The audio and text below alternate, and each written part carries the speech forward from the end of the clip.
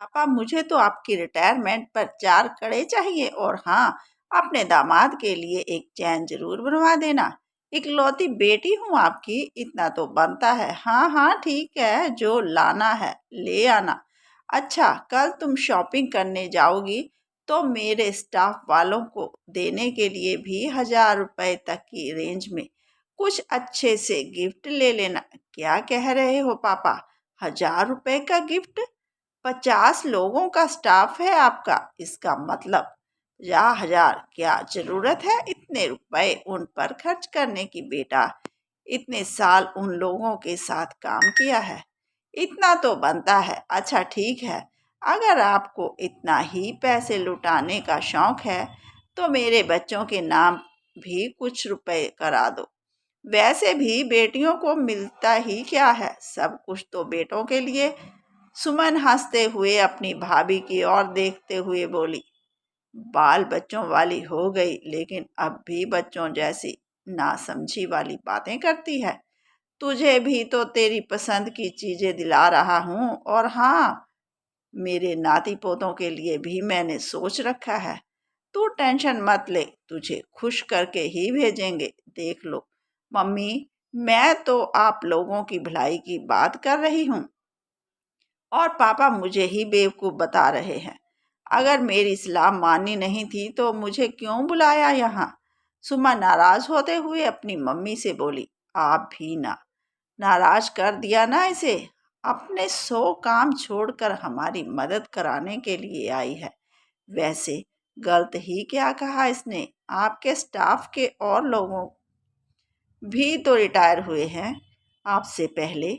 आपको तो कभी किसी ने इतने महंगे गिफ्ट नहीं दिए। यही तो मैं कह रही हूँ मम्मी। अच्छा पापा, आप देना ही चाहते हो तो इतना महंगा देने की क्या जरूरत? 400 रुपये 500 रुपये भी तो काम चल सकता है। जो तुम माँ बेटी को सही लगे कर लो। उसकी बात सुन सुमन के पापा झल्लाकर वहां से उठकर चले गए। सुमन की भाभी कविता, जो इतनी देर से वहां बैठी इन सारी बातों को सुन रही थी, वह भी उठते हुए बोली, अच्छा ठीक है यह दीदी, आप और मम्मी बातें कीजिए, मैं चलूं? मुझे अपनी साड़ी पर प्रेस करनी है। प्रेस करनी है क्या? कल आप ऑफिस जा रही हो? हाँ। यह क्या बात हुई भला? भाभी, मैं भी आई और आप ऑफिस 1-2 दिन की छुट्टी नहीं ले सकती क्या? मेरी एक बहुत ही अच्छी साथी जिनके साथ मैंने 10 सालों तक काम किया, उनका कल रिटायरमेंट है, इसलिए ज़रूरी है जाना। वैसे भी आप और मम्मी तो सुबह शॉपिंग के लिए चले जाओगे और शाम तक आओगे। आपके आने से पहले मैं आ जाऊंगी। हाँ दीदी, आपकी पसंद का नाश्ता बनाकर ही ऑफिस जाऊंगी, कहकर सुमन की भाभी कविता वहां से उठकर चली गई। देख लिया मम्मी, काम से बचने के बहाने हैं भाभी के। वैसे भी उन्हें मेरा यहाँ आना कौन सा पसंद है।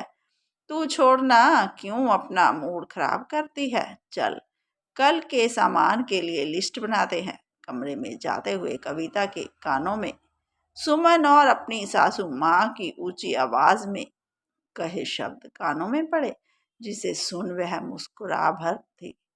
हाँ, शुरू शुरू में उसे यह सब बातें बहुत बुरी लगती थी। कविता जब से शादी करके इस घर में आई थी, तब उसने यही तो देखा था। घर में उसकी ननंद सुमन की ही चलती है। घर में कोई भी आयोजन हो, उसी की सलाह से काम होता है। यहाँ तक सारी खरीदारी भी उसकी सास बेटी के साथ ही करती है। शुरू शुरू में कविता को बहुत बुरा लगता था। 1-2 बार उसने अपने पति से भी इस बात का शिकायत की तो वह बेपरवाही से हंसते हुए बोले, अरे यार, अच्छा ही है ना, तुम मार्केट में धक्के खाने के साथ साथ जो कुछ कमी पेशी निकलती है उससे भी बच जाती हो। कहते हैं ना, जब बार बार एक बात कही जाए तो वही बात सही लगने लगती है। तो कविता को भी अपने पति की ही बात कुछ कुछ सही लगने लगी थी। वैसे भी वह नौकरी पेशा थी, समय भाव तो रहता ही है। नौकरी पेशा महिलाओं के लिए तो उसने भी यही मान लिया था। कि क्यों बिना मतलब की सलाह देनी और क्यों घर की इन बेफिजूल जिम्मेदारियों के बीच पड़ना। अगले महीने उसके ससुर की रिटायरमेंट थी। उसी के सिलसिले में उसकी ननद आई हुई थी।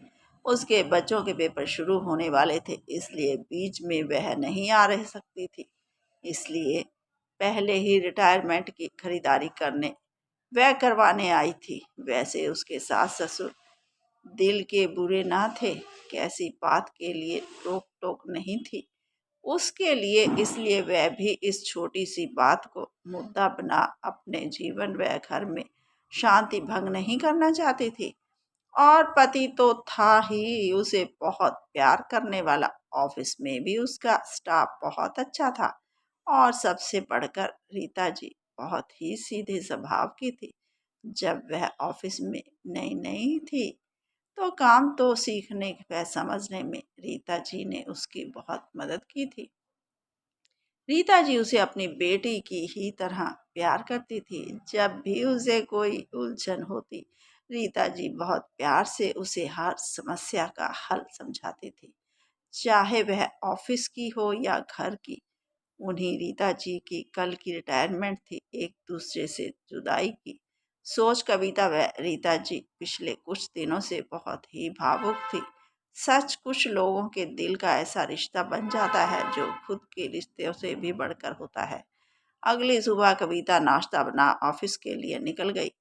शाम को आते आते उसे थोड़ी देर हो गई। आते ही उसकी ननद तुनकते हुए बोली, क्या भाभी, आप तो कह रही थी जल्दी आ जाऊंगी, आप जल्दी आने के बजाय और देर से ही आए हो। हाँ दीदी, देर तो हो ही गई। फंक्शन के बाद रीता मैम को उनके घर भी छोड़ गए। हम सभी बस उसी में देर हो गई। कोई नहीं भाभी, हम तो घर के ही हैं। आप अपनी भाई बंधु निभाओ, घर वालों का क्या। ऐसी बात नहीं है दीदी, बस जरूरी था इसलिए जाना पड़ा। कविता बिना मतलब की बहस में ना पड़े, दो टुक जवाब देते हुए बोली, अरे यह आपके हाथ में क्या है भाभी, गिफ्ट लग रहा है, अच्छा दिखाओ। तो क्या दिया आपकी रीता मैम ने। गुणगान तो आप उनके बहुत ही कर रही थी, जरा देखें तो। सुमन कविता के हाथ से पकड़े हुए गिफ्ट पैकेट को घूरते हुए बोली, हाँ हाँ, क्यों नहीं दीदी।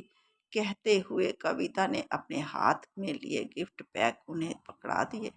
सुमन एक एक करके गिफ्ट पैक खोलने लगी। देखा तो एक पैकेट में सुंदर सी बेडशीट विद ब्लैंकेट था। दूसरे में एक बहुत ही बढ़िया महंगा शोपीस।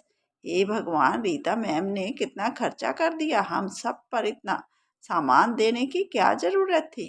कविता गिफ्ट को देख भावुक होते हुए बोली, तो क्या हुआ भाभी, जो इतना खर्चा कर दिया। आप सब उनके कलीग हो और वैसे भी इतने सालों की नौकरी, लाखों रुपया मिलेगा। उन्हें रिटायरमेंट पर थोड़ा बहुत खर्च कर भी दिया तो क्या फर्क पड़ता है। सुमन तजकस हंसते हुए बोली। रीता जी के बारे में ऐसी बातें सुन कविता को बहुत गुस्सा आया। वह अपने गुस्से को सीमित करते हुए बोली, दीदी, गिफ्ट महंगा या सस्ता इससे फर्क नहीं पड़ता। फर्क पड़ता है देने वाले की भावनाओं से। रीता जी अगर इतना महंगा गिफ्ट ना भी देती तब भी हमारे लिए उनकी नज़रों में वही सम्मान रहता। वह शुरू से ही बहुत उदार दिल की थी और जाते जाते उन्होंने यह जतला भी दिया। वैसे दीदी, एक बात कहूँ, रिटायरमेंट तो सभी होते हैं और सभी को अपनी रिटायरमेंट पर लाखों रुपए मिलते हैं, लेकिन कितने लोग होंगे जो दूसरों पर इतना खर्च कर दे। अपनों को तो सभी देते हैं, लेकिन दूसरों पर जो खर्च करे उसे ही बड़े दिल वाला कहा जाता है। कविता की बात सुन सुमन को चेहरा सफेद पड़ गया और उससे आगे कुछ कहते हुए ना बना। सुमन की सच्चाई का आईना दिखा कविता वहां से अपनी